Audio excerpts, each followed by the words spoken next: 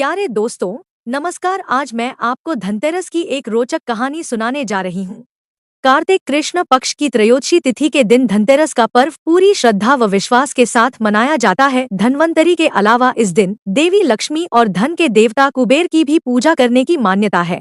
कहा जाता है कि एक समय भगवान विष्णु मृत्युलोक में विचरण करने के लिए आ रहे थे, तब लक्ष्मी जी ने भी उनसे साथ चलने का आग्रह किया।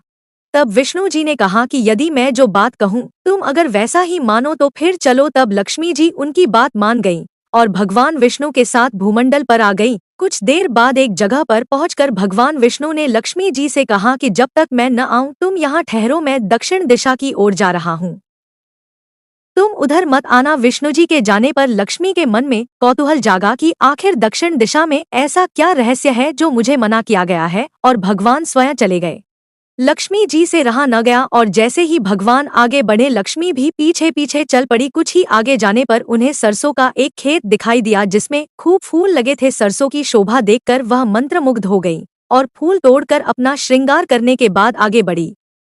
आगे जाने पर एक गन्ने के खेत से लक्ष्मी जी गन्ने तोड़कर रस चूसने लगी। उसी क्षण विष्णु जी आए और यह देख लक्ष्मी जी पर नाराज होकर उन्हें शाप दे दिया कि मैंने तुम्हें इधर आने को मना किया था, पर तुम न मानी और किसान की चोरी का अपराध कर बैठी।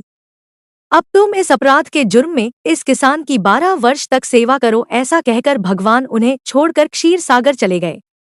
तब लक्ष्मी जी उस गरीब किसान के घर रहने लगी। एक दिन लक्ष्मी जी ने उस किसान की पत्नी से कहा कि तुम स्नान कर पहले मेरी बनाई गई इस देवी लक्ष्मी का पूजन करो, फिर रसोई बनाना, तब तुम जो मांगोगी मिलेगा। किसान की पत्नी ने ऐसा ही किया। पूजा के प्रभाव और लक्ष्मी की कृपा से किसान का घर दूसरे ही दिन से अन्न, धन, रत्न, स्वर्ण आदि से भर गया।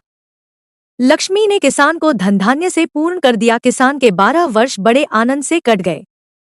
फिर 12 वर्ष के बाद लक्ष्मी जी जाने के लिए तैयार हुई। विष्णु जी लक्ष्मी जी को लेने आए तो किसान ने उन्हें भेजने से इनकार कर दिया। तब भगवान ने किसान से कहा कि इन्हें कौन जाने देता है, यह तो चंचला है, कहीं नहीं ठहरती, इनको बड़े बड़े नहीं रोक सके। इनको मेरा शाप था, इसलिए 12 वर्ष से तुम्हारी सेवा कर रही थी। तुम्हारी 12 वर्ष सेवा का समय पूरा हो चुका है। किसान हठपूर्वक बोला कि नहीं, अब मैं लक्ष्मी जी को नहीं जाने दूंगा। तब लक्ष्मी जी ने कहा कि हे किसान, तुम मुझे रोकना चाहते हो तो जो मैं कहूँ वैसा करो। कल तेरस है, तुम कल घर को लीप पोत कर स्वच्छ करना, रात्रि में घी का दीपक जलाकर रखना और सायंकाल मेरा पूजन करना और एक तांबे के कलश में रुपए भरकर मेरे लिए रखना। मैं उस कलश में निवास करूंगी, किंतु पूजा के समय मैं तुम्हें दिखाई नहीं दूंगी। इस एक दिन की पूजा से वर्ष भर मैं तुम्हारे घर से नहीं जाऊंगी।